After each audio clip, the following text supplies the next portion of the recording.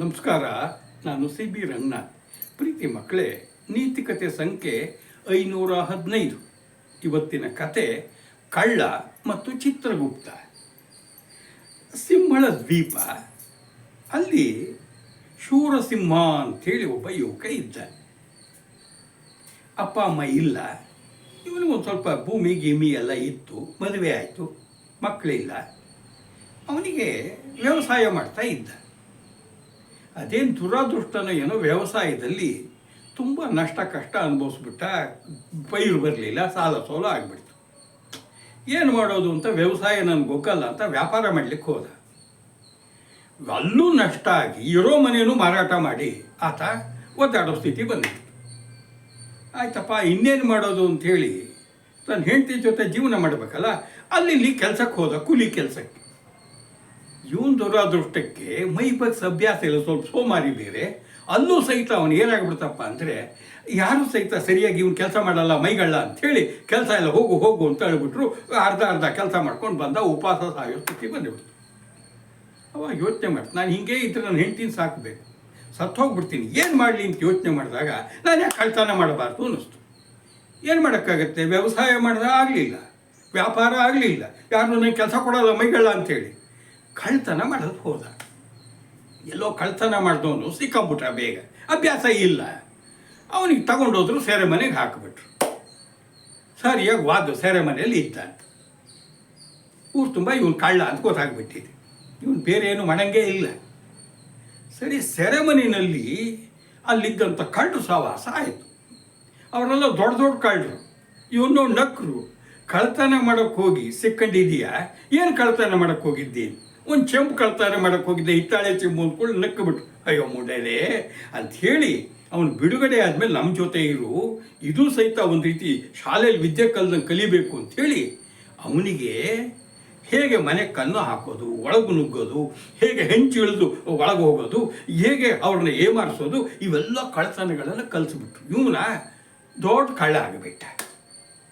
ಹೊರಗಡೆ ನೋಡಲಿಕ್ಕೆ ಯಾರಿಗೂ ಗೊತ್ತಾಗ್ತಿರ್ಲಿಲ್ಲ. ಇವನು ಬೇಕಾದಷ್ಟು ಕಳ್ತನ ಮಾಡ್ಕೊಂಡು ದುಡ್ಡು ಇಟ್ಕೊಂಡು ಹೆಂಡತಿ ಮಕ್ಕಳು ಹಾಗೂ ಹೆಂಡತಿ ಜೊತೆಗೆ ಸಣ್ಣಗೆ ಸಂಸಾರ ಮಾಡ್ಕೊಂಡಿದ್ದಾನೆ. ಹಾಗಲೆಲ್ಲ ಒಬ್ಬ ದೊಡ್ಡ ಗೃಹಸ್ಥ. ರಾತ್ರಿ ಹೊತ್ತು ಕಳ್ಳ.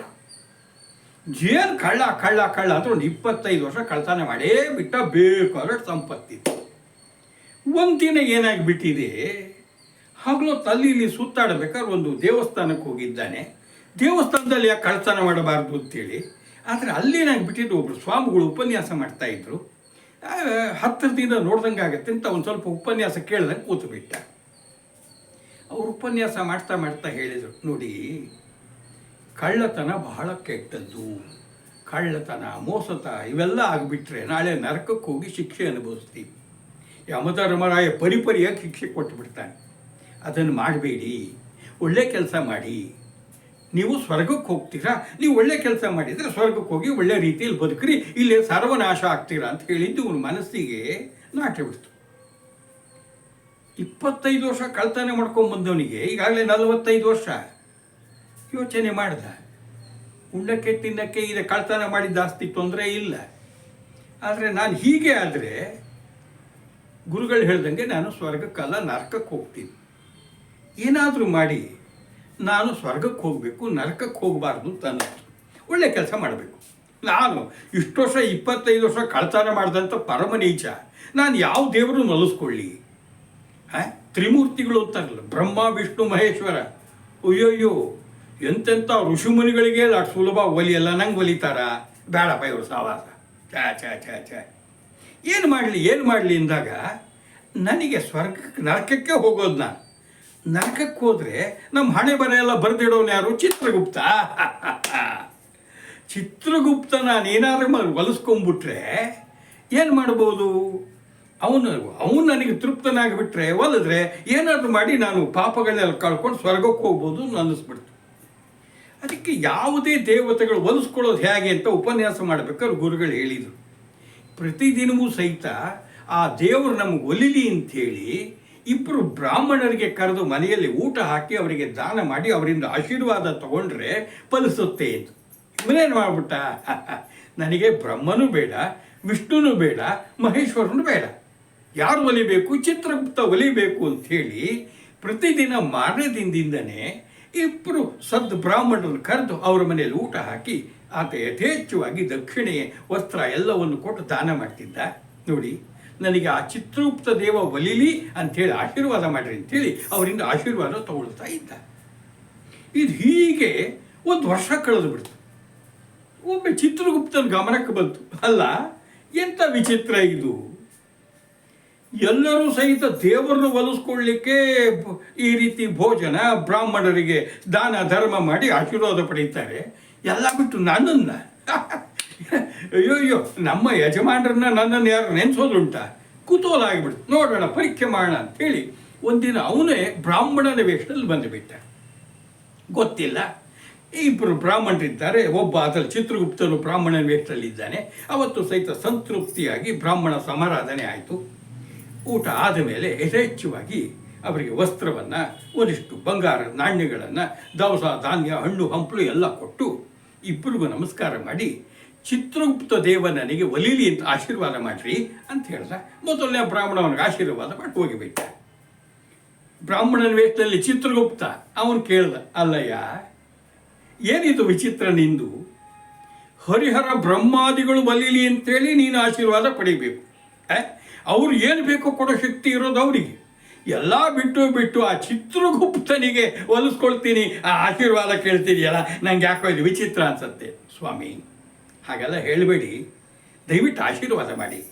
ಆಯಿತು, ನಾನು ಆಶೀರ್ವಾದ ಮಾಡ್ತೀನಪ್ಪ, ಆದರೆ ಒಂದು ನಿಬಂಧನೆ, ನಾನು ಕೇಳಿದ್ದನ್ನು ನೀನು ಕೊಡಬೇಕು, ನಿನ್ನನ್ನು ನಾನು ಪರೀಕ್ಷೆ ನೋಡೋಣ ಅಂತ.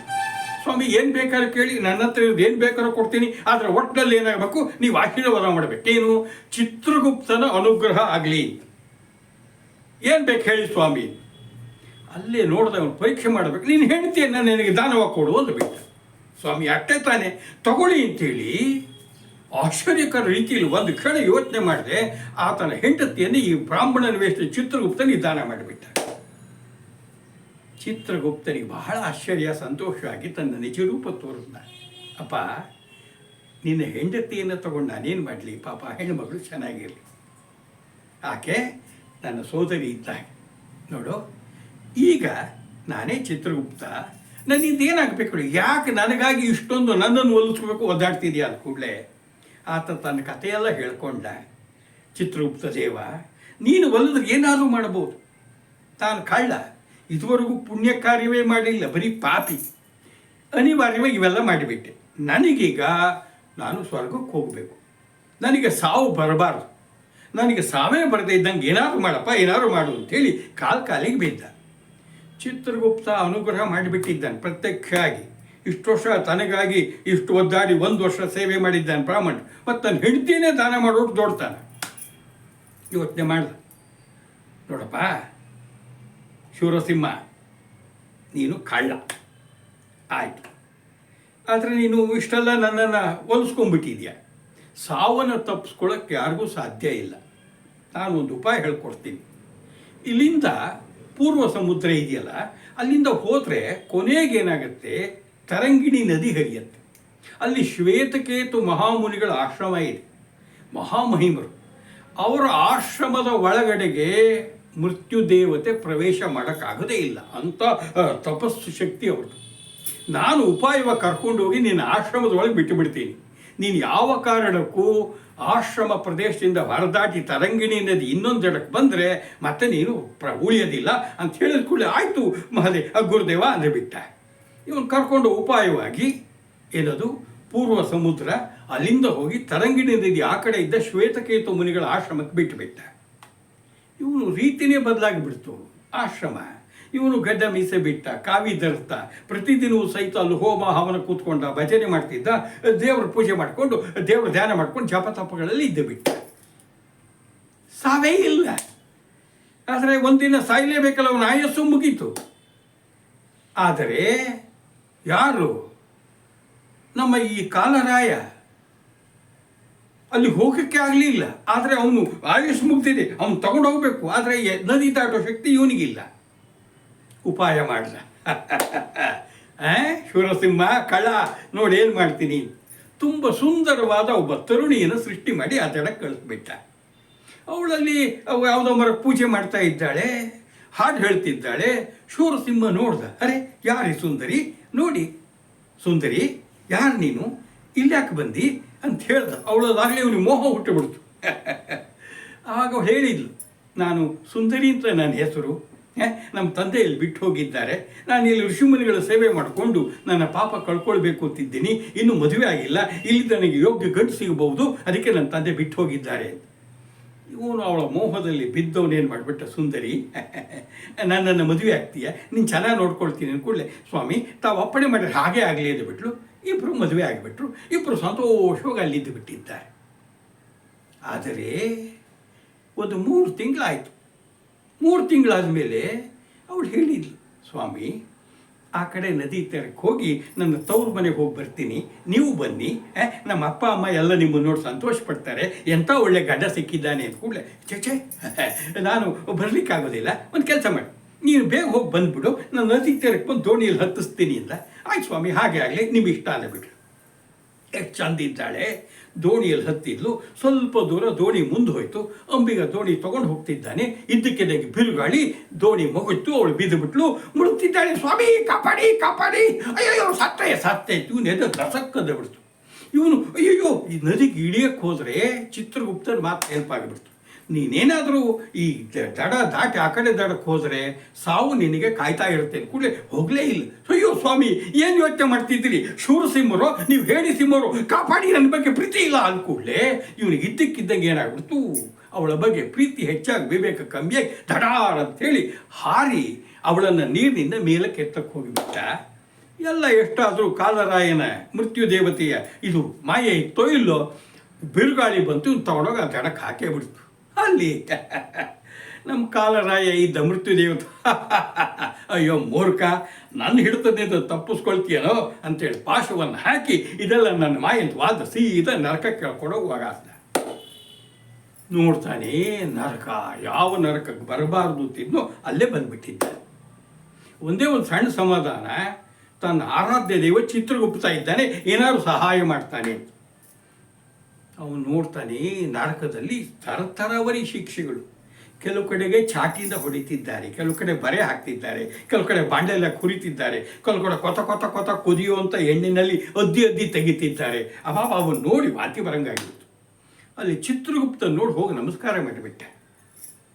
ಕಾಪಾಡು ಕಾಪಾಡು, ಏನು ಯೋಚನೆ ಮಾಡಬೇಡ, ನೋಡು ಯಮಧರ್ಮರಾಯ ನೀನು ಕರೆಸ್ತಾರೆ, ನಿನಗೆ ಮೊದಲು ಪುಣ್ಯ ಫಲವನ್ನು ಅನುಭವಿಸ್ತೀಯೋ ಪಾಪದ ಫಲ ಅನುಭವಿಸ್ತೀಯೋ ಅಂತ ಪ್ರಶ್ನೆ ಕೇಳ್ತಾರೆ. ಆಗ ನೀನು ಮೊದಲು ನಾನು ಪುಣ್ಯದ ಫಲವನ್ನು ಅನುಭವಿಸ್ತೀನಿ ಅಂತ ಹೇಳಿಬಿಡು, ಮುಂದಿಂದೆಲ್ಲ ನಾನು ಹೇಳ್ಕೊಡ್ತೀನಿ ಅಂತ. ಸರಿ ಹಾಗೇ ಆಯಿತು. ಯಮಧರ್ಮರಾಯ ಚಿತ್ರಗುಪ್ತರೇ ಬನ್ನಿ ಅಪ್ಪಣೆ ಸ್ವಾಮಿ, ಅದ್ಯಾರೋ ಸ್ವಲ್ಪ ಪುಣ್ಯ ಮಾಡಿದಂಥ ಒಬ್ಬ ಕಳ್ಳ ಇದ್ದಾನಲ್ಲಪ್ಪ, ಅವನು ಬರಮಾಡಿ ಅಂದ ಕೂಡಲೇ, ಹೌದು ಪ್ರಭು, ನೋಡಿ ಚೋರಸಿಂಹ ಅಂತೇಳಿ ಕಳ್ಳ, ಈತ ಸಾಮಾನ್ಯನಲ್ಲ, ಕಳ್ಳ ಮಹಾಪಾಪಿಷ್ಟ. ಆದರೆ ಬ್ರಾಹ್ಮಣರಿಗೆ ಸಮಾರಾಧನೆ ಮಾಡಿಸಿದ್ದಲ್ದೇನೆ ಆರಾಧ್ಯ ದೈವವನ್ನು ಮೆಚ್ಚಿಸ್ಲಿಕ್ಕೆ ತಂದು ಹೆಂಡತಿನೇ ದಾನ ಮಾಡಿದಂಥವ್ನು. ಹಾಗಾಗಿ ಪ್ರಭು ಇವನಿಗೆ ಒಂದು ದಿನ ಸ್ವರ್ಗದ ಯೋಗ ಪ್ರಾಪ್ತಿ ಇದೆ, ಅದು ಬಿಟ್ಟರೆ ಇನ್ನೆಲ್ಲ ನರಕ ಅಂತ. ಹೌದಾ? ಕಳ್ಳ, ನೀನೀಗ ನಿನ್ನ ಪುಣ್ಯದ ಫಲವನ್ನು ಮೊದಲು ಅನುಭವಿಸ್ತೀಯೋ ಪಾಪದ ಫಲವನ್ನು ಅಂದ್ಕೂಡಲೇ ಚಿತ್ರಗುಪ್ತ ಹೇಳಿದ ನೆನಪಿತ್ತು, ಮಹಾಪ್ರಭು ನಾನು ಪುಣ್ಯದ ಫಲವನ್ನು ಅನುಭವಿಸ್ತೀನಿ, ಆಮೇಲೆ ಪಾಪದ ಫಲ ಅಂದ್ಕೂಡಲೇ ಪುಷ್ಪಕ ವಿಮಾನ ಬಂತು, ಕೂಡಿಸಿದ್ರು, ಢಣ್ಣ ಅಂತ ಕರ್ಕೊಂಡು ಸ್ವರ್ಗಕ್ಕೆ ಬಿಟ್ಟು.